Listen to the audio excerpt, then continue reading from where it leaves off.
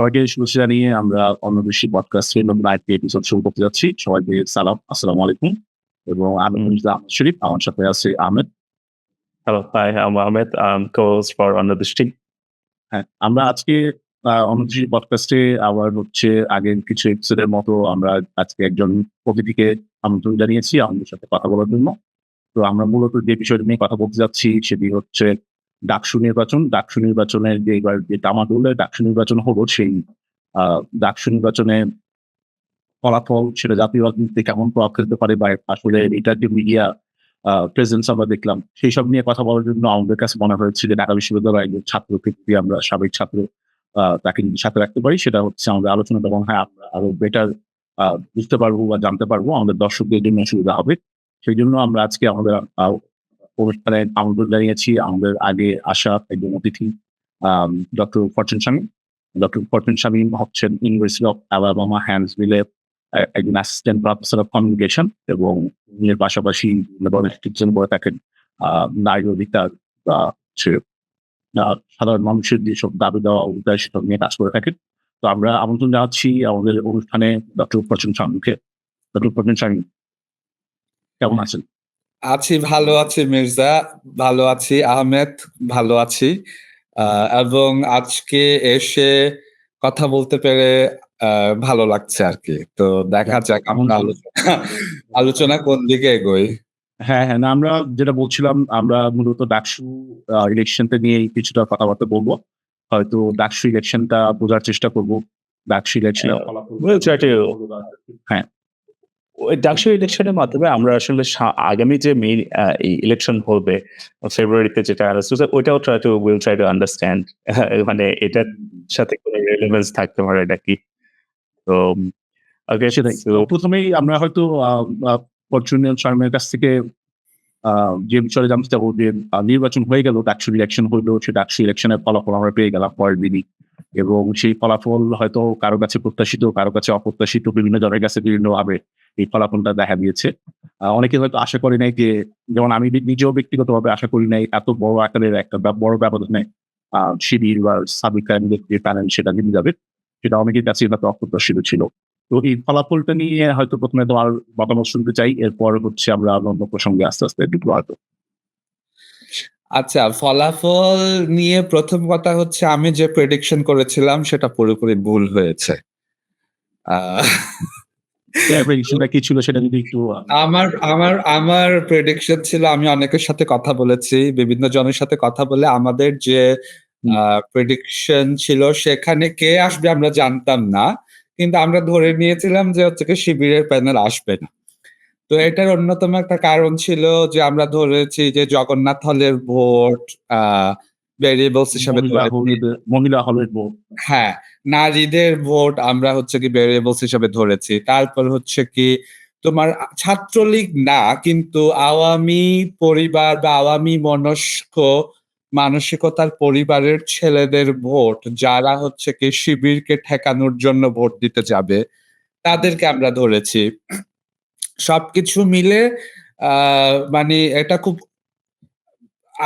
আমার প্রেডিকশন ভুল হয়েছে। এটা হচ্ছে কি সবার আগে বলে নেওয়া প্রয়োজন। ২ নাম্বার হচ্ছে কি আফটার ইলেকশন যখন হচ্ছে কি বিভিন্ন মতামত আসছে, আরো গভীরভাবে সবাই বিশ্লেষণ করছে, তখন আসলে it started making sense যে এটাই হওয়ার ছিল আরকি।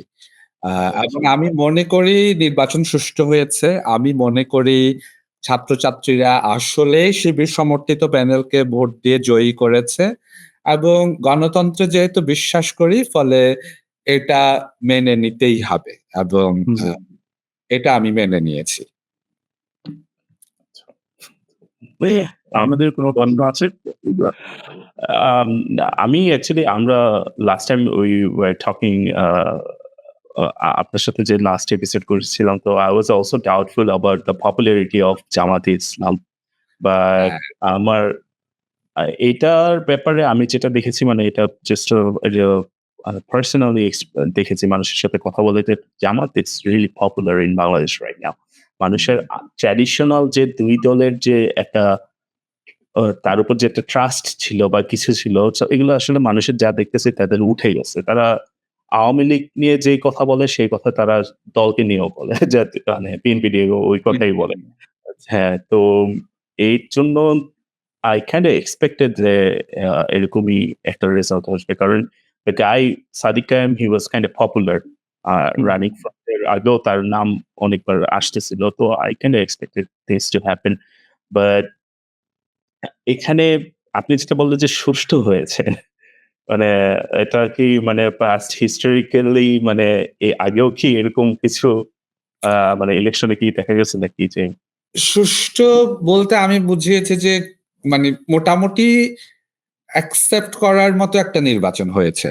আ ধরো ওরা জানিয়ে দিয়েছে কিভাবে এবং প্রত্যেকটা জায়গায় মিডিয়া ছিল, প্রত্যেকটা জায়গায় আগের বারে হচ্ছে কি যখন শিক্ষক নেটওয়ার্কের পক্ষ থেকে তারা ইলেকশন ২০১৯ সালে ইলেকশন মনিটরিং করতে যাচ্ছিল। এই বিশ্ববিদ্যালয়ে অনুমতি না দিলেও তার শিক্ষক নেটওয়ার্ক নিজেদের মতো করে হচ্ছে কি একটা টিম করে তারা সেটা মনিটরিং করতে গেছিল এবং অনেকগুলা সেই প্রেক্ষাপটে তারা অনেকগুলা রিকমেন্ডেশন দিয়েছিল যে হল থেকে সেন্টার গুলাকে সরিয়ে পাবলিক প্লেসে নিয়ে আসা। যেমন আগে কিন্তু জিয়া হলের ছাত্ররা জিয়া হলে ভোট দিচ্ছে এরকম টাইপের। এখন আচ্ছা, জিয়া হলের প্রেমিসেস এর মধ্যে বা মহসিন হলের প্রেমিসেস এর মধ্যে মহসিন হল ছাত্রলীগের যে দুর্দান্ত প্রতাপ এবং সেখানের মধ্যে লাইন লম্বা করে দেয়া, তারপর হচ্ছে কি সরিয়ে দেয়া, নানানভাবে ম্যানিপুলেট করা, হল থেকে বের না হয়ে আসা। তো ওখানে আবার অন্যরা গিয়ে যে হচ্ছে কি মানে কয়টা হলে গিয়ে কিভাবে কি করবে?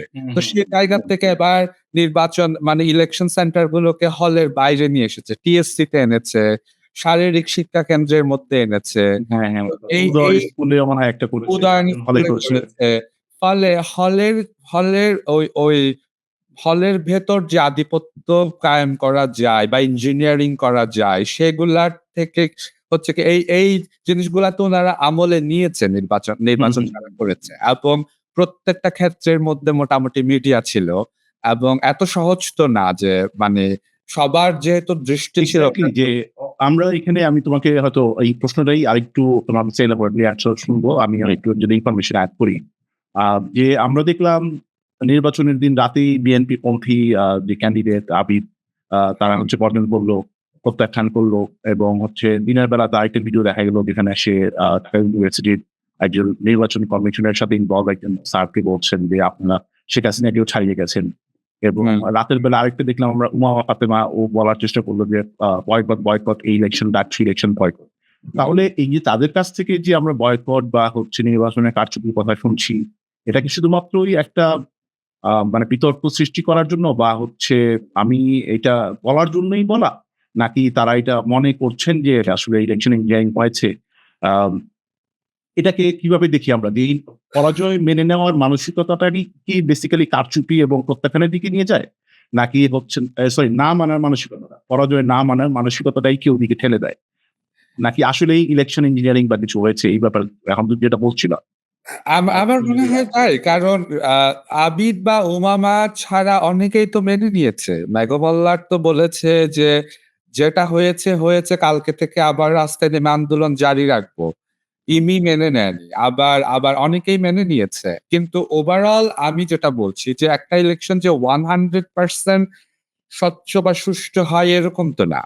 কিন্তু কত মেজরিটি ভোটার্স টার্নওভার হলো কিনা সেটা হয়েছে এবং ওএমআর মেশিন গুলাতে কিভাবে সেটা করে সেটা কিন্তু আ আমাদেরই শিক্ষক শামীম রেজা স্যার। শামীম রেজা স্যার খুব ক্লিয়ারলি বলেছেন।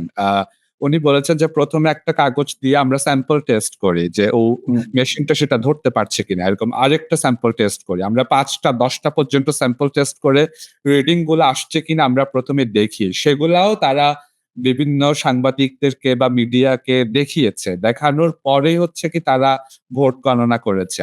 তো আমি মনে করি যে আ এখন এখানে ভেতরে একদমই যে কিছু হয়নি বা পুরোপুরি শতভাগ এক হয়ে গেছে সুষ্ঠু বা স্বচ্ছ বা কেউ জাল ভোট দেয়নি সেটা হয়তো আমি বলব না। কিন্তু ওভারঅল একটা গ্রহণযোগ্য একটা ইলেকশন হয়েছে মনে হয় যে গ্রহণযোগ্য একটা কিছু নির্বাচন একটা অংশ ভুল-টুল ধরে নিয়েই হয়তো হ্যাঁ, একবার হ্যাঁ। হ্যাঁ, যে কালি মুছে যাওয়ার অভিযোগ আমরা শুনেছি।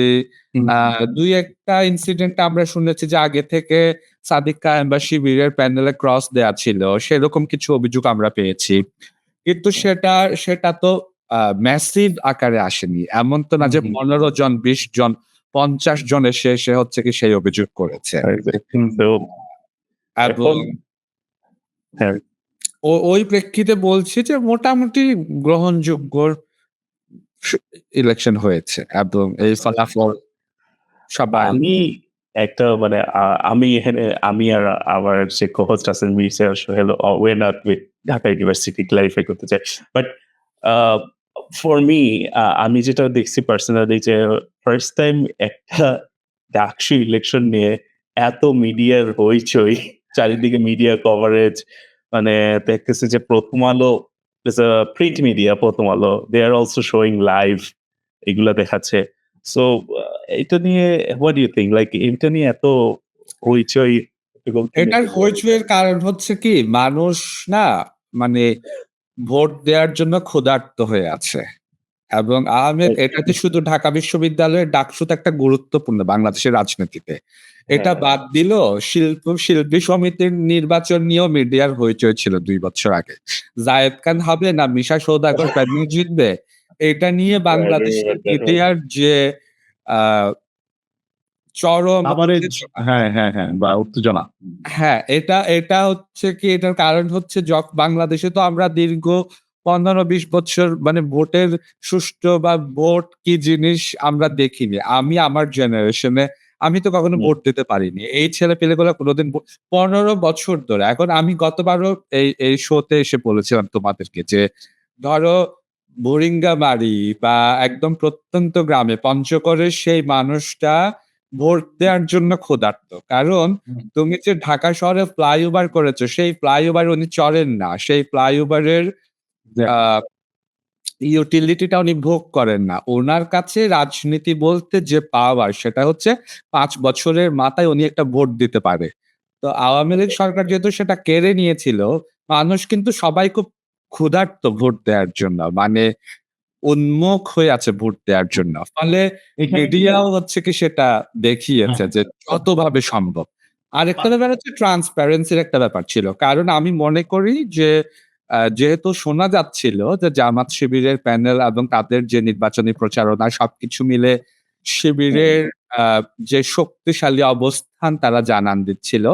সে জায়গা থেকে মিডিয়াও আমি মনে করি যে অতিরিক্ত সতর্ক থেকে আ স্বচ্ছতা নিশ্চিত করার জন্য একটু বেশি উৎসুক ছিল আরকি। যেন এটাকে আরেকটা জায়গা আছে কিনা যে তোমার আ এই ব্যাপারটাকে হচ্ছে জাতীয় নির্বাচনের বা জাতীয় রাজনৈতিক দলগুলোর প্রচারণার একটা অংশ হিসাবে মিডিয়ার উপস্থিতি বাড়ানো এটারও কি একটা সুযোগ আছে কিনা? এক্সাক্টলি।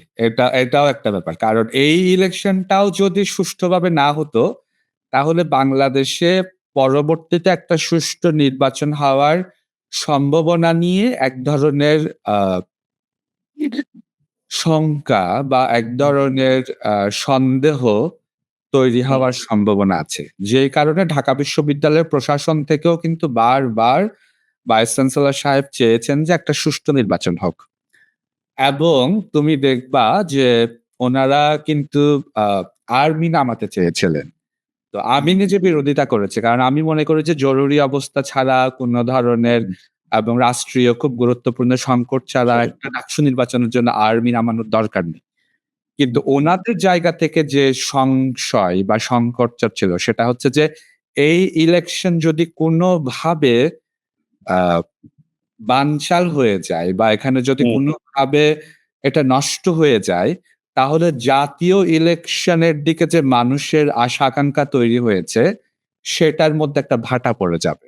এবং সেটা সেই কারণে হচ্ছে কি মানে সবাই সর্বাত্মকভাবে চেষ্টা করেছে যে এই ইলেকশনটাকে সুষ্ঠু করার জন্য। এবং এখন যখন এটা হয়ে গেছে, জাহাঙ্গীরনগরের দিকে আর কারো তেমন একটা আসলে নজর নাই। বা দেখবা যে না কিন্তু মিডিয়া কিন্তু স্টিল কভার করছে ওই আবার পর্যায়ে না হয়তো। করছে কিন্তু হ্যাঁ, মানুষের অত ইয়ে নাই। তুমি দেখবা যে চট্টগ্রামে হবে এখন হয়তো চট্টগ্রাম মেডিকেল কলেজে হওয়া শুরু হবে, শাহজালালে হবে। রংপুর বিশ্ববিদ্যালয়ে হবে, কিন্তু এত অ্যাটেনশন পাবে না, কারণ ডাকসুটা বা বাংলাদেশের নির্বাচন, সামরিক সরকার আসা কিংবা স্বৈরশাসকের উত্থান আবার তাদের পতন সবকিছুর মধ্যে কিন্তু ঢাকা বিশ্ববিদ্যালয় এবং ডাকসুর একটা ঐতিহাসিকভাবে একটা ভূমিকা পালন করে। ফলে সবার নজরটা আসলে ওইদিকে ছিল আমার মনে হয় আরকি। That's true, very true. হ্যাঁ, আহমেদ, এখন আমি একটু ডিফারেন্ট ইয়েতে চলে যাচ্ছি। তো what ever happened to the point of removing রাজনীতি হল থেকে রাজনীতি বের করা, এই যে শিক্ষা প্রতিষ্ঠানগুলো থেকে রাজনীতি বের করা, মানে take this out of- রাজনৈতিক দলগুলোর যে অংশগ্রহণ ছাড়া তো- শুধুমাত্র বেনাভোলেন্ট জি, স্টুডেন্ট পার্টিজ। And, এটা কিন্তু Sorry, আমি একটা huge বুঝিনি, আরেকবার বলো। আমাদের যে 5 আগস্টের পরে, গত বছর 5 আগস্টের পরে one of the major demand was শিক্ষা প্রতিষ্ঠান থেকে রাজনৈতিক দল রাজনীতি বের করা হবে, হল থেকে রাজনীতি বের করা হবে।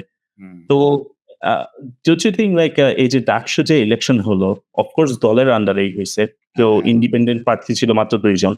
তো it's not RT going back to square one, যেখানে শুরু করছিলাম সেখানে আবার ফেরত যাচ্ছি, ওরকম একটা সিচুয়েশন ক্রিয়েট হয়ে যাচ্ছে। কারণ আমি আরেকটা পার্সপেক্টিভ বলে দিই, কারণ থেকে কিন্তু 17 বছরে কিন্তু শেখ হাসিনা সরকার এই যে শিক্ষা প্রতিষ্ঠানের রাজনৈতিক যে ছাত্রলীগের স্টুডেন্ট আছে তাদেরকে দিয়ে কিন্তু একটা দল ক্রিয়েট করছে। তারা পাশ করার পর পুলিশে জয়েন করছে, আর্মিতে জয়েন করছে, তারাই হলে গিয়ে যেসব অ্যাট্রসিটি চালায় তাদের পরেও গিয়ে চালাইছে। দ্যাটস ওয়াই আমার একটু কোশ্চেনটা আর একটু, মানে এই ডাকসুতে এত ফোকাস করা হচ্ছে কেন? মানে it kind of sounds like হ্যাঁ, আমি যদি আরেকটু অ্যাড করব মাঝখানে আহমেদের পার্টটার সাথে, যে আমাদের তো অনেকের মধ্যে এটা চাওয়া ছিল যে বিশ্ববিদ্যালয় কেন্দ্রিক রাজনীতি হবে, ছাত্র জাতীয় রাজনীতির প্রতিফলন হবে না, এরকম একটা চাওয়া অনেকের ছিল।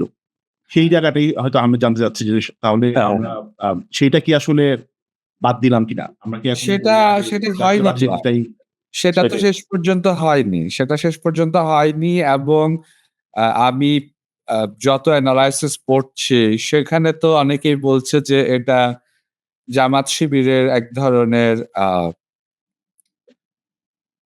তাদের একটা স্ট্র্যাটেজির অংশ ছিল, যে প্রথমে ছাত্র রাজনীতি চাই না বলে একটা ক্যাম্পেইন ক্রিয়েট করে অন্যান্য সকল ছাত্র সংগঠনের অ্যাক্টিভিটি এবং অ্যাক্টিভিজমকে কিছুটা চাপিয়ে রেখে, তারা যেহেতু ঐতিহাসিকভাবে গোপনে রাজনীতি করতে অভ্যস্ত, তারা তাদের নিজেদের অ্যাক্টিভিটিসটা করে গেছে, ফলে তারা মাঠ গুছাতে পেরেছে যেখানে অন্যান্য ছাত্র সংগঠনগুলো সেটা পারেনি।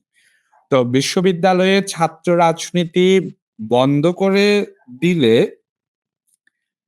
আওয়ামী লীগ, বিএনপি বা তথাকথিত অন্যান্য রাজনৈতিক দলের এবং তাদের ছাত্র সংগঠনের যে ক্ষতিগ্রস্ত হওয়ার সম্ভাবনা, সেটা কিন্তু জামাত বা শিবিরের নেই। ফলে তাদের কাছ থেকে সেই দাবিটা আসা খুবই স্বাভাবিক। পরবর্তীতে যখন অন্যান্য দল সেটা বুঝতে পেরেছে, আমার কাছে মনে হয় তখন তারা আবার এক হয়েছে। তারা ভাবছে যে আল্টিমেটলি ছাত্র রাজনীতি তো আছে, আমরা নাই, কিন্তু গোপনে তো ছাত্র শিবির কাজ করছে। তো ব্যাপারটা অনেকটা ওরকম হয়ে গেছে। এটা হ্যাঁ, আমিও তাই দেখি যে আন্দোলনের পরে আস্তে আস্তে প্রথম দিকে এই কথাবার্তা থাকলেও আস্তে আস্তে এটা কিভাবে যেন নরমালাইজ হয়ে গেছে। হ্যাঁ, এটা এখন যেমন এই প্রসঙ্গে জিয়া হাসান ভাই উনি ফেসবুকে লেখালেখি করেন এবং বাংলাদেশে হ্যাঁ, জাতীয় ঐক্যমত্য কমিশন এইসবের সাথে ইনভলভ ছিলেন সম্ভবত। ঐক্যমত্য কমিশন না, উনি আরেকটাও কি বলবো যে সুশীল সমাজ ভিত্তিক একটা মুভমেন্টের সাথে ইনভলভ ছিলেন এই সরকারের সৎ সংস্কার বিভিন্ন কাজে। তো উনি যেমন একটা রিসেন্টলি একটা লেখায় বলছিলেন যে বিশ্ববিদ্যালয় হচ্ছে এটা হচ্ছে আগের প্রশ্নটাই একটু কি বলবো যে ডিফারেন্ট ভার্সন, যে বিশ্ববিদ্যালয় হচ্ছে ছাত্রদের জন্য শিক্ষা গবেষণা এসব করার জায়গা, শেখার জায়গা। তারা এখান থেকে প্রথিতযশা বিজ্ঞানী হবেন, শিক্ষক হবেন বা ম্যাথমেটিশিয়ান হবেন, কিন্তু তা না করে তারা দেখুন এই ধরনের জাতীয় রাজনীতির একটাই অংশ হয়ে দাঁড়াচ্ছেন। তারা তখন জনগণ কি ট্যাক্স দিচ্ছে কিনা এইসব পাবলিক বিশ্ববিদ্যালয়ে জাতীয় রাজনীতি শেখার জন্য দিচ্ছে কিনা, নাকি জনগণ আসলে তাকে একজন ভালো শিক্ষক, ভালো ডাক্তার, ভালো ইঞ্জিনিয়ার, ভালো পেশাজীবী হওয়ার জন্য এই ট্যাক্স গুলো দিচ্ছে। তো এই ব্যাপারটাকে তুমি কিভাবে দেখো যে এইটার মধ্যে এটা এটা খুবই ভালো একটা পয়েন্ট। আমি কয়েকভাবে এটা দেখতে চাই। একদম সিম্পলিস্টিক ওয়েতে না থেকে এটাকে একটু কমপ্লিকেটেড ওয়েতে দেখতে হবে। ধরো প্রথমত আমি উনার সাথে আ ডেফিনিটলি একমত করি যে জনগণ ট্যাক্স দিচ্ছে, ছাত্রছাত্রীদের কাজ তো প্রথম কাজ তো পড়াশোনা করা। পলিটিক্স করা তো প্রথম কাজ না। কিন্তু বাংলাদেশে যেটা হয় আ তোমার আবার একই সাথে হচ্ছে কি দেশ চালানোর জন্য তো তোমার ছাত্র জীবন থেকে ছাত্রদের একটা রাজনীতি বা রাজনৈতিক জ্ঞান এবং তাদের অ্যাক্টিভিটি এটারও প্রয়োজন আছে। এবং সেটা বাংলাদেশে প্রোভাইড করে কিন্তু মূলত পাবলিক ইউনিভার্সিটি গুলাই হচ্ছে কি এখনো পর্যন্ত প্রোভাইড করে।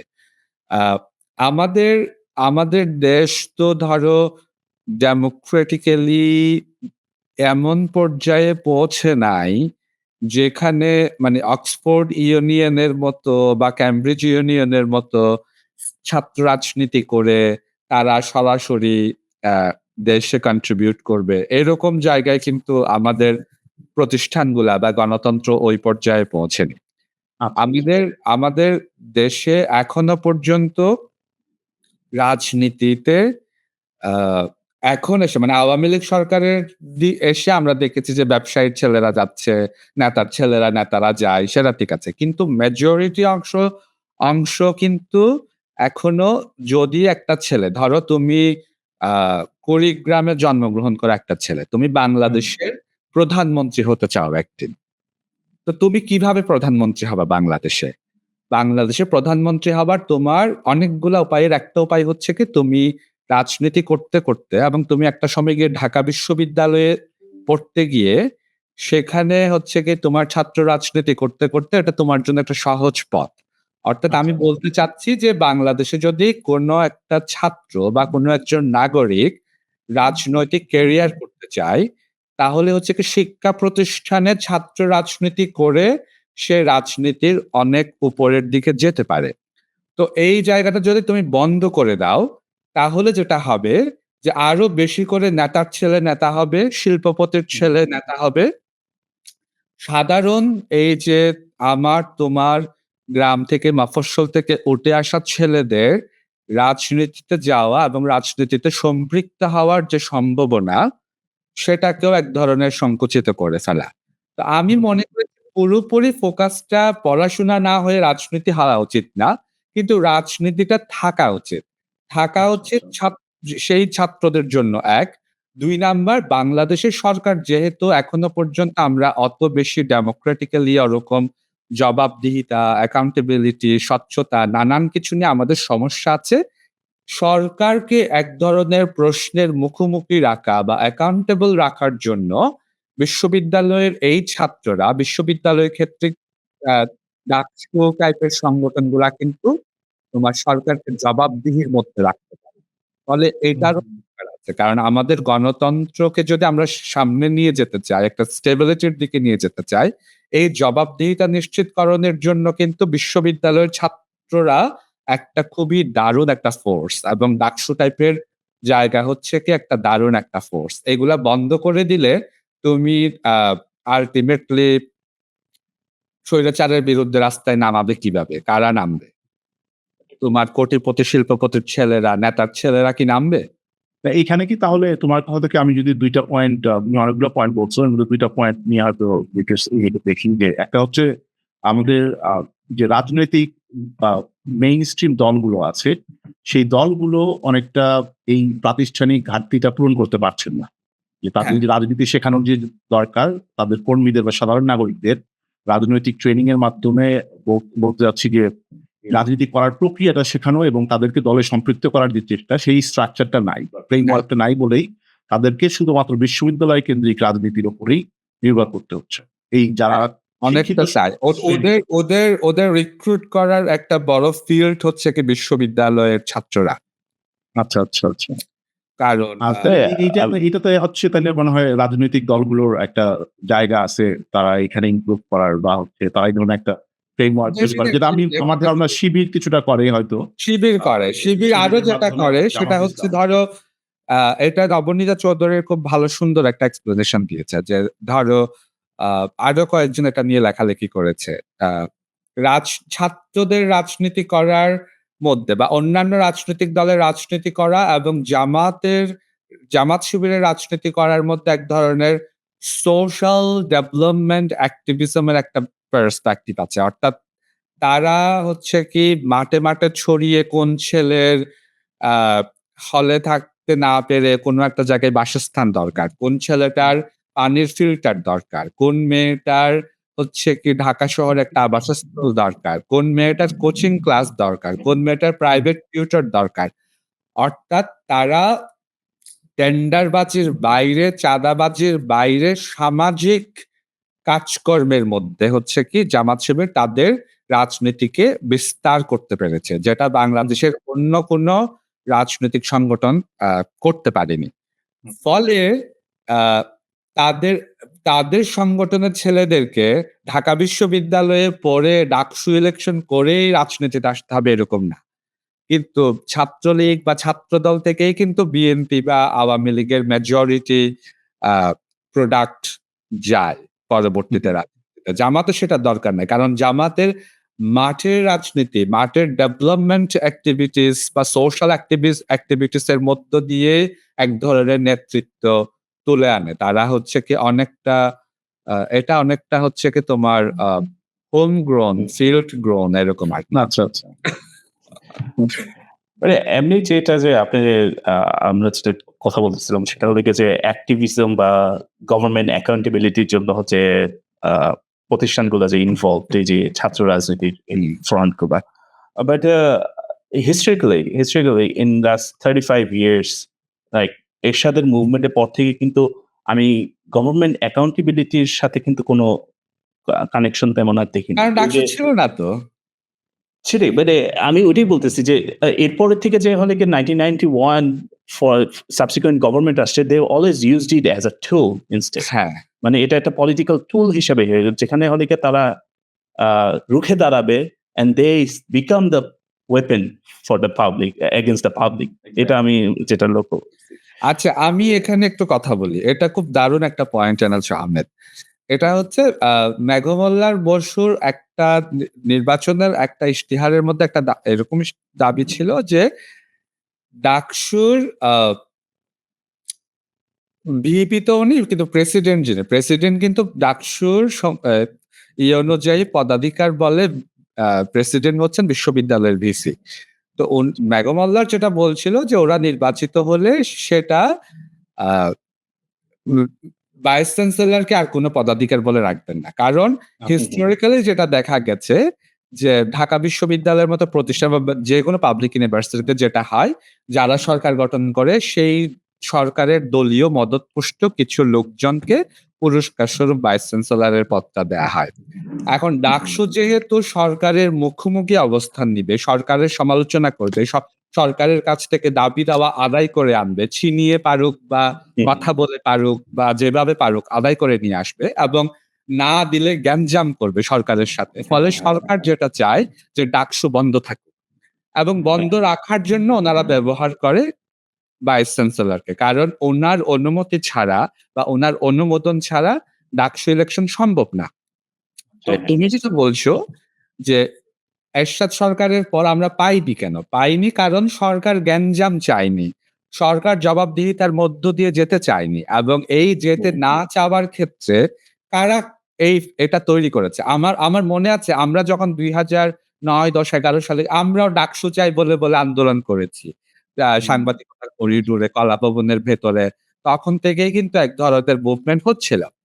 তো সেই ডাকসু চাই আন্দোলন করেছি আমরা তখন এবং তখন অত কিছু বুঝতাম না। কিন্তু যেটা এখন বুঝি সেটা হচ্ছে যে এই ভাইস চ্যান্সেলররাই সরকারের সাথে আষ্টে-পৃষ্ঠে একমত হয়ে ডাকসুটাকে বন্ধ রেখেছে। যেন ছাত্ররা সরকারের সমালোচনা করতে না পারে। যেন ছাত্ররা সরকারকে জবাবদিহিতার মধ্যে নিয়ে যেতে না পারে। আচ্ছা, আচ্ছা। That's very good explanation. Thank you. ব্যাখ্যা করার জন্য। এজন্যই আমরা বলছিলাম যে ঢাকা বিশ্ববিদ্যালয়ে একজন ছাত্র অনুসার থাকলে তার আমরা অনেক ক্ষেত্রে হয়তো অনেক ইনফরমেশন অত বিস্তারিত জানি না। তো এখানে এই প্রসঙ্গে একটা জিনিস তোমার কাছে ছাত্র হিসেবে তোমার অভিজ্ঞতার জায়গা থেকে আরেকটু জিনিস জানতে চাই, আমরা দর্শকদের সাথে একটু শেয়ার করতে চাই হয়তো। যে ঢাকা বিশ্ববিদ্যালয়ের রাজনৈতিক শহরগুলোতে হলে যে ধরনের ছাত্ররা যে ধরনের অত্যাচার বা এইসব ঘটনার মুখোমুখি হয়, সেইটা থেকে কি আসলে এখন যারা জয়ী হলো, এরা কি এদের কাছ থেকে কি মানুষ ওই আশাটা পূরণ করতে পারবে কিনা? যে তারা তাদের কাছ থেকে কি একই ধরনের টর্চার, মনোরূপ কালচার এগুলো এক্সপেক্ট করবে, নাকি এখান থেকে বের হয়ে একটা নতুন কালচার তৈরি হবে বলে মানুষ ধারণা করছে? আমি তো প্রিডিক্ট করতে পারবো না। তবে আমার মনে হয় ওই পথে শিবির যাবে না। কারণ শিবির রাজনীতি করতে, করতে অন্তত এতটুকু বুঝে যে এবার যে তারা ভোট পেয়েছে, সব ভোট তো আর এমন তো না যে সব ছাত্ররা ছাত্র শিবির করে। তারা যেটা করেছে যে ছাত্র দলকে ভরসা করতে পারেনি। তারা হয়তো ভেবেছে যে ছাত্র দলকে ভোট দিলে ছাত্রলীগ তাদের উপর যেটা করেছিল ১৫ বছর ধরে সেটা রিক্রিয়েট করবে। অর্থাৎ আবার গেস্ট রুম ফিরে আসবে, আবার ফাউ খাওয়া-দাওয়া ফিরে আসবে, খাবারের মান উন্নয়ন হবে না। আবার এবং আমি এটাও শুনেছি যে ধরো আমরা যখন ক্যাম্পাসে যাই তখন তো ছাত্রলীগের সময়। বড় ভাইদের কাছে শুনেছি ছাত্র দলের সময়ে আ 4th ইয়ারের ছেলেদেরকে চড় মেরে, থাপ্পড় মেরে, মেরে মিছিলে নিয়ে যেত। ২০০০ ধরো আমি বলছি ২০০১ থেকে ৬ এর সময়টার মধ্যে। আ তো এবং ছাত্রলীগও কিন্তু ধরো ছাত্রলীগও করেছে। ছাত্রলীগও ছাত্রদেরকে ফোর্স করে শাহবাগে নিয়ে গেছে, মিছিলে নিয়ে গেছে, মিটিং এ নিয়ে গেছে সবকিছু। এবং তারা তো অতিষ্ঠ ছিল। এবং ওরা ওই ভয়টাই পেয়েছে যে সাধারণ ছাত্র যারা হলে থাকে তারা তো কেউ আনন্দ করে নিজের থেকে রাজনীতি করতে চায় কয়টা ছেলে? ১০% ছেলেও তো যায় না। যার পলিটিক্যাল অ্যাম্বিশন আছে কয়টা ছেলের? সেখানে মেজরিটি ছেলেপিলে যায় পড়াশোনা করতে। পড়াশোনা করে মধ্যবিত্ত পরিবারের ছেলেপিলেরা পড়াশোনা করে একটা চাকরি পাবে, চাকরি পেয়ে পরিবারের হাল ধরবে। এটাই তো মেজরিটি ছেলেপেলেদের চাওয়া। সে জায়গায় তাদেরকে জোর করে মিছিলে মিটিং এ নিয়ে যাওয়া। নিয়ে যাচ্ছে কে? ছাত্রলীগ নিয়ে গেছে। এখন তারা ভয় পেয়েছে ছাত্রদল সেটা রিক্রিয়েট করবে। ফলে নিয়ে যাবে না কে? এবং আমাদেরকে প্রোটেক্ট করতে পারবে কে? তো নিয়ে যাবে না অনেকে। ইন্ডিপেন্ডেন্ট প্রার্থীও ছিল, শিবিরেরও ছিল। ওরা ইন্ডিপেন্ডেন্ট প্রার্থীদেরকে ভরসা করতে পারে নাই। তারা মনে করেছে শিবির ঢাল হিসাবে দাঁড়াবে। শিবির তাদের ছাত্রদলকে সেটা রিক্রিয়েট করতে দিবে না এবং ওই জায়গা থেকে তারা ছাত্র শিবিরকে ভোট দিয়েছে। সেটা আমার মতে সেটা শিবির এবং নন শিবির, শিবিরকে সাপোর্ট না করলেও ছাত্ররা এই এটা মানে হলে কোন ধরনের নৈরাজ্য, মিছিলে নিয়ে যাওয়া, গেস্ট রুম, হল বাণিজ্য এসবের বিরুদ্ধে গিয়ে তারা ছাত্র শিবিরকে ভরসা করতে পেরেছে। তারা মনে করেছে ছাত্র শিবির সেটা রিক্রিয়েট করবে না। এখন ছাত্র শিবির যদি সেটা রিক্রিয়েট করে তাহলে আগামীবার তারা আর আসতে পারবে না। এটা তারা ছাত্র শিবির জানে। এখন ছাত্র শিবির আমার ধারণা সেটা রিক্রিয়েট করবে না। That's very good. যদি এরকমটা হয় খুবই ভালো। এখন আমার আমি এমনি যেমন পাস্টে যেটা দেখেছি যখন ওদিকে ডেফেক্টো যেমন এটা আমি শুনেছি সিনিয়রদের কাছ থেকে যেটা প্রি ছাত্রলীগ আমলে যে হ্যাঁ। শিবিরদের একটা প্রভাব ছিল সবসময় even though they were not the de facto leader in the university of the medical but এমনি দেখা যেত যে ভালো ছাত্ররা শিবির মানে মেডিকেলের হ্যাঁ। শিবির করে তাদেরকে ফলো করতে হবে বা কিছু করতে হবে in order to pass the exam or something. তো আই থিংক মানে শিবির হোয়াট আই থট যে last 17-18 years a kind of like disappeared মানে এই দলটাকে ধ্বংস করে দিচ্ছে। আমরা চিরুনি দিয়েও আর খুঁজে বের করা যাবে না। আমরা বলব হ্যাঁ। এটাও আমার কাছে তো এটা মানে আপ as মানে আপনার কাছে কি মনে হচ্ছে যে is it like kind of like shocking that they are making a comeback like this or they were always behind the picture? আমরা জানতাম তারা ছিল। আহমেদ আমরা জানতাম তারা ছিল। কিন্তু তারা এত ম্যাসিভ পপুলারিটি পাবে এটা আমরা ভাবিনি। মানে আমি ভাবিনি। আ এখানে মির্জার আগের প্রশ্নটাতে আমি একটু ব্যাক করি। ধরো ওরা ওটারই ছাত্র হল বাণিজ্য, ফাও খাওয়া, মিছিলে নেয়া এটা রিক্রিয়েট করতে পারবে না। কিন্তু আমি মনে করি ছাত্র শিবির যদি লুজ করে বা পপুলারিটি লুজ করে তার একটা বড় কারণ হবে তাদের বট বাহিনী। যে পরিমাণ গালিগালাজ করছে। মানে এটা তো একটা সময় গিয়ে এইবার নাইলে তারা কাউকে পাচ্ছিল না ভরসা করার জন্য। ফলে ছাত্র শিবিরের কাছে গেছে।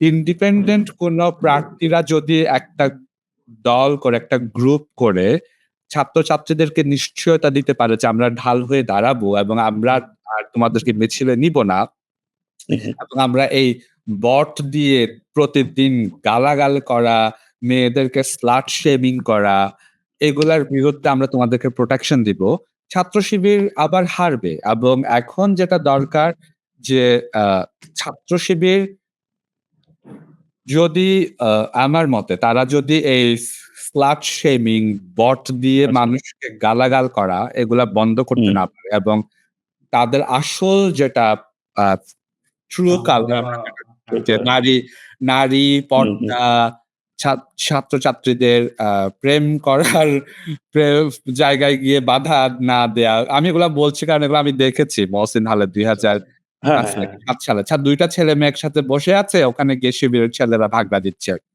ধরো সরস্বতী পুজোয় গান হবে, গান হওয়ার সময় হচ্ছে কি শিবিরের লোকেরা দাঁড়িয়ে আছে যে প্রত্যেকটা ছেলেকে নোটিস করছে কে কি করছে, এক ধরনের সার্ভিলেন্সের মধ্যে রাখা। তুমি হয়তো ডিরেক্টলি কিছু করছো না, কিন্তু তুমি সার্ভিলেন্সের মধ্যে রাখছো। পূজা মণ্ডপ পাহারা দেয়া কি, পূজা মণ্ডপ পাহারা দেয়া তো কোনো ভালো কিছু না, তুমি তাদেরকে সার্ভিলেন্সের মধ্যে রাখছো। নিরাপত্তা কেন দিতেই হবে, সেটাই তো কথা। মানে এই ধরনের অ্যাক্টিভিজম যদি তারা চালু রাখে, পাহারা দেওয়ার জায়গাটাও তো কেন আসলো সেটা কিন্তু আমরা তো দেখলাম যে তো এক্স্যাক্টলি পাহারা দেওয়ার বিষয়টা কেন আসলো, মানে আমি দেখেছি প্রয়োজনীয়তা হয়ে দাঁড়াচ্ছিল না তখন একটা, আমরা তো পরিস্থিতি দেখলাম সেটা ওই পরিস্থিতিতে। হ্যাঁ, সেটাও একটা ব্যাপার, পাহারা দেওয়ার প্রয়োজনীয়তা ছিল, কিন্তু সেটার দায়িত্ব তো তোমার জামাত শিবিরের নেয়ার কথা না, সেটার দায়িত্ব সাধারণ মানুষ সবাই এসে নেয়ার কথা, আমি তুমি এবং রাষ্ট্রের নেয়ার কথা। প্রথমত এটা রাষ্ট্রের নেওয়ার কথা না, ওই সময়টাতে তো রাষ্ট্র বা পুলিশের তো আমরা একটা দেখলাম দুর্বলতা। কিন্তু তুমি ধরো ওই সময়টা বাদ দিল, আমি যে কথাটা বলছি যে হ্যাঁ, আমি যখন মহসিন কলেজে পড়েছি 2005 থেকে 7 সালে, সেই সময় ধরো চট্টগ্রাম শহরে পূজা মণ্ডপ গুলো তারা পাড়া দিতে চাইতো এবং ক্ষুদ্র একটা প্রতিষ্ঠান মহসিন কলেজের সরস্বতী পূজায়ও কেন পাহারা দিতে হবে, 2টা ছেলে মেয়ে প্রেম করবে সেখানে কেন সার্ভিলেন্স করতে হবে, মানে এই মানসিকতাটার কথা বলছি আমি তোমার। বুঝতে পারি এটার থেকে এগুলা যদি ওরা কন্ট্রোল করতে না পারে, আমার মনে হয় they will lose the popularity. This is also a sign of guilt. Sign of guilt as in like তারা maybe জানে যে they have some rogue supporters যে কিছু করতে পারে, যে তাই তারা হলে they feel the responsibility to do that maybe. তোমাদের কাছে আমার একটা প্রশ্ন আছে, এই যে তারপরে ওরা বুদ্ধিজীবী কবরস্থানে গিয়ে জিয়ারত করে আসলো, এই বিষয়ে তোমাদের মতামত জানতে চাই আমি। একটু ছোট করে কথা বলবো যে এটা একটা পলিটিক্যাল জায়গা থেকে একটা পলিটিক্স প্লে করার মতো হয়তো কিছুটা দেখি আমি, কারণ কি এইটার সাথে আমি আরেকটা কথার যোগসূত্র করতে চাই এই ঘটনার সাথে, তাইলে এটা আমি যেটা বলতেছি যে পলিটিক্যালি শুধুমাত্র করা ওই ব্যাপারটা হচ্ছে বোঝা যায়।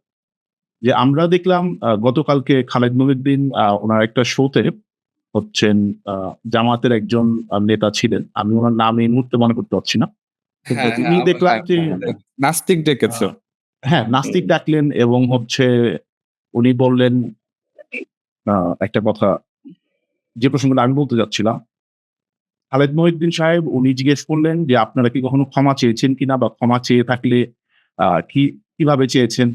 তো উনি একটা উত্তর দেওয়ার চেষ্টা করছিলেন এবং তখন খালেদ মহিউদ্দিন সাহেব বললেন যে আপনাদের জামায়াতে আমি, উনি আমার শোতে এসে নিজে বলে গেছেন যে আমরা 1947 থেকে এখন পর্যন্ত সকল ঘটনার জন্য ক্ষমা চাচ্ছি। উনি তখন বলতেছেন কি যে না, এই ঘটনাটা যে এটা উনি কথার কথা বলছেন, সে কথার কথা হচ্ছে আবার কিরকম। তখন আমার কাছে সন্দেহ লাগলো যে ওনার আমিরের বক্তব্য উনি হচ্ছেন সেটাকে কারেকশন করছেন এবং উনি নিজে ইন্টারপ্রেট করতেছেন ওই রকম করে যে এটা কথার কথা বলে গেছে। তো এইখানে ওই যে তুমি যেটা বললা যে বুদ্ধিজীবী কবরস্থানে যাওয়ার ব্যাপারটাও আমার কাছে মনে হয় যে সেই রকম, যে যাওয়া লাগে তাই হয়তো গেছে, যে এটা একটা ইমেজ ক্রিয়েট করা। আর তুমি যেটা বলতেছো যে পজিটিভ ইমেজ, তো আমার কাছে মনে হয় যে অ্যাজ লং এজ এটা ক্ষতিকর না, পজিটিভ ইমেজ বা পজিটিভ পলিটিক্স এই ধরনের কিছু কাজ করা বা থাকে, এটা মনে হয়, কারণ তারাও চাচ্ছে তাদের ইমেজটা কিন্তু। এটা আমি ফেসবুকে একটা খুব সুন্দর মিম দেখেছি, আজ থেকে 30 বছর পরে ছাত্রলীগ ডাকসু জেতার পরে তোমার রংপুরে আবু সাঈদের আবু সাঈদের- কবরে জিয়ারত করতে গেছে এবং এত পারফেক্ট মানে প্রিসাইজ মিম আমি খুব কমই দেখেছি এবং পলিটিক্যালি এত শার্প একটা মিম আমি মনে করি আচ্ছা আহমেদ বলো তারপর আমি বলছি No, it is true. It is true. It is true. আমি just এটা শর্টকাটে বলবো এটা I think is মানে we need to see what they do actually. Next হ্যাঁ। one, এক বছর আমাদের পর দেখা সামনের উচিত। ইলেকশনে কি করে। হ্যাঁ, এখন যা করবে সেগুলো হলে গিয়ে লোক দেখানোই করবে। কারণ এখনো এই সোশ্যাল মিডিয়ার একটা ফেজটা আছে। কারণ হলে গিয়ে ১ সপ্তাহ পর্যন্ত থাকে ওই সার্কেলটা আবার আরেকটা কিছুতে চলে যাবে।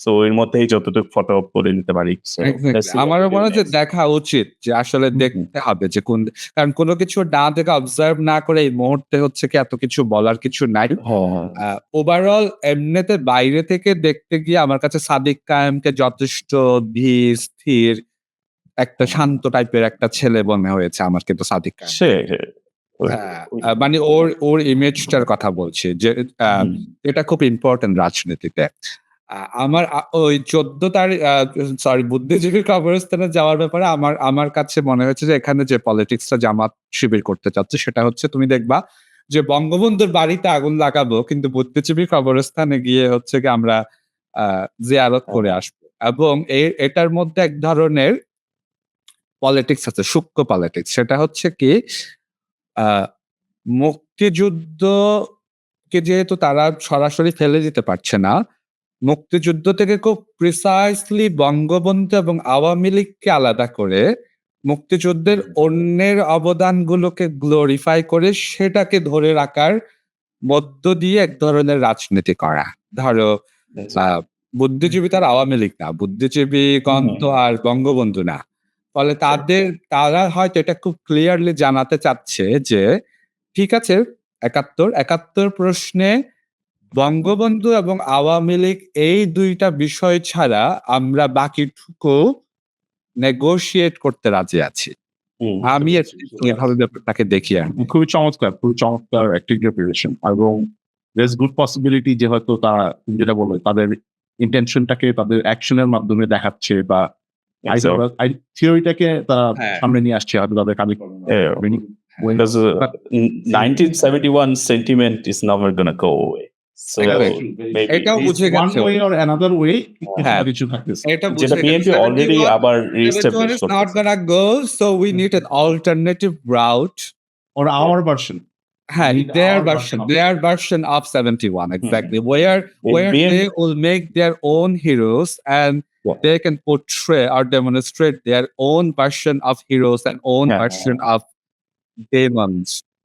হ্যাঁ, ওই যে মানে এটা ইলেকশনের নেক্সট ইলেকশনে একটা প্রিলিউড হিসেবে কাজ করতেছে কারণ we know that they are gonna use Ziaur Rahman as the 1971 hero so they need to stand their grounds right তো জামাতে আমরা মুক্তিযুদ্ধের বিপক্ষ শক্তি না আমরা আমরা বুদ্ধিজীবী কবরস্থানে যাই এই ন্যারেটিভটা ইলেকশনের জন্য খুব গুরুত্বপূর্ণ মানে এখনো পর্যন্ত প্রচুর ভোটার আছে যারা আওয়ামী লীগ না করলেও 71 ইস্যু নিয়ে সেনসিটিভ ফলে তাদের জন্য এই ন্যারেটিভ ক্রিয়েট করাটা খুব জরুরি আর কি আমরা যদি এখানে যে কথাটা প্রসঙ্গটা আনলো যে জাতীয় নির্বাচনের একটা প্রিলুড হিসাবে একটা আমরা দেখলাম সেই জায়গা থেকে তুমি কি দেখো কিনা যে বাংলাদেশের গত 15 বছরে এই ঢাকা বিশ্ববিদ্যালয়ের ছাত্রদের চিন্তা ভাবনার মধ্যে যে আমরা পরিবর্তন দেখলাম সেটা কি জাতীয় পর্যায়ে কি পরিবর্তনটা ঘটেছে কিনা জাতীয় পর্যায়ের মানুষজন আর রাষ্ট্রীয় পর্যায়ে দেশের সকল নাগরিক কি একইভাবে চিন্তা করছে কিনা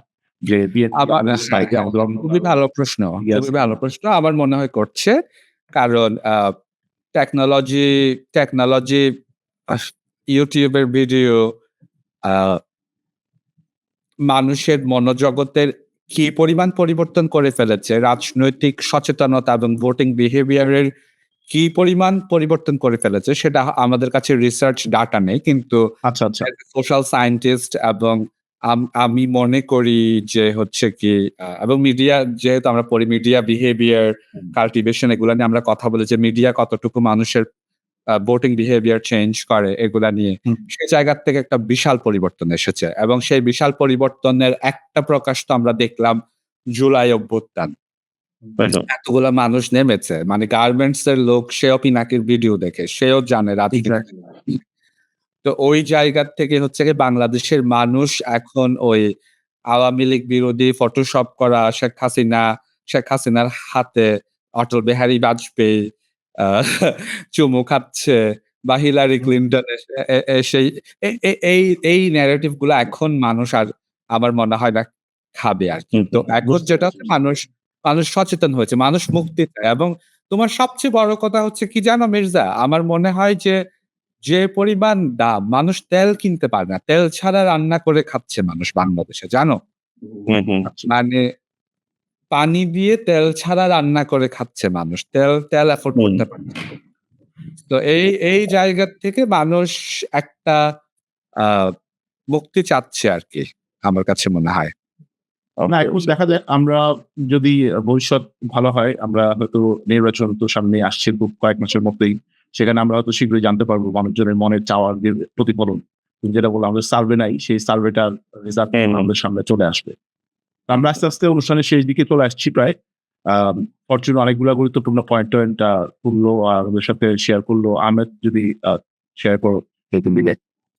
Yeah, I just want to say that আমি যে কয়েকজন আমাকে কোয়েশ্চেন করছে, usually they're like younger people. They said that they were kind of they have the idea about Jamaat from Sheikh Hasina, whatever they thought she taught them. তো তারা হলে গিয়ে চিন্তিত হয়ে গেছে যে জামাত ইসলামে আসবে নাকি, আবার একশোর নির্বাচনে জিতছে, তারাও কি আবার দেশ চালাবে নাকি। And we need to wait and see. আমার মনে হয় যে ওটা প্রেডিক্ট করার সময় এখনো আসেনি। আমাদের আরেকটু দেখতে হবে। তবে হবার সম্ভাবনা উড়ায় দেওয়া যায় না। কারণ হবার সম্ভাবনা উড়ায় দেওয়া যায় না। হবার সম্ভাবনা উড়ায় দেওয়া যাচ্ছে না। অনেকেই বলতে যাচ্ছে যে অনেককে তো দিলাম, এবার হচ্ছে দেখি নতুন কাউকে। তোমরা দুইজন বেসিক্যালি এই আইডিয়াটা আর BNP will recreate another version of Awami League and people এটার থেকে মুক্তি চায়। জনগণ এখানে হচ্ছে এটা আমরা যেমন আমাদের পডকাস্টে বেশ কয়েকবার এই প্রসঙ্গে আমরা বলার চেষ্টা করছি যে বিএনপির উচ্চ মহল, উপরের মহল একটা কথা বলার চেষ্টা করছে, এক ধরনের একটা কনসেনসাস বা নিজেদের একটা ইমেজ ক্রিয়েট করার চেষ্টা করছেন। কিন্তু মাঠের রাজনীতিতে বিএনপির সেই ইমেজটা আমরা হচ্ছে একইভাবে দেখি না। বিএনপির ওইখানে হচ্ছে আওয়ামী লীগের চলে যাওয়ার ভার্সনটাই দেখি আমরা মাঠ পর্যায়ে। বাংলাদেশের যতগুলো রাজনৈতিক দল আছে, ছাত্র সংগঠন আছে, তার মধ্যে সবচেয়ে অসংগঠিত দুর্বল রাজনৈতিক দল হচ্ছে কি বিএনপি এবং অসংগঠিত দুর্বল ছাত্র সংগঠন হচ্ছে কি ছাত্র দল। এটা হচ্ছে আমার অভিমত। ছাত্রলীগ, ছাত্র শিবির, বাম সবার তিনটার বিপরীতে এরা সবচেয়ে দুর্বল আমার মতে। ফরচুনকে ধন্যবাদ আমাদের আজকের অনুষ্ঠানে আসার জন্য। আমরা ডাকসু নিয়ে এবং ঢাকা বিশ্ববিদ্যালয় জাতীয় রাজনীতি এছাড়া অন্যান্য অনেক প্রসঙ্গে প্রসঙ্গে কথাবার্তা বললাম। আপনাদের পার্সপেক্টিভ দিয়ে শুনতে পারলাম। খুবই ধন্যবাদ এবং আমরা আজকে তোমাদেরকেও অনেক ধন্যবাদ। কথা বলে খুব ভালো লাগলো। কথা হবে। ঠিক আছে।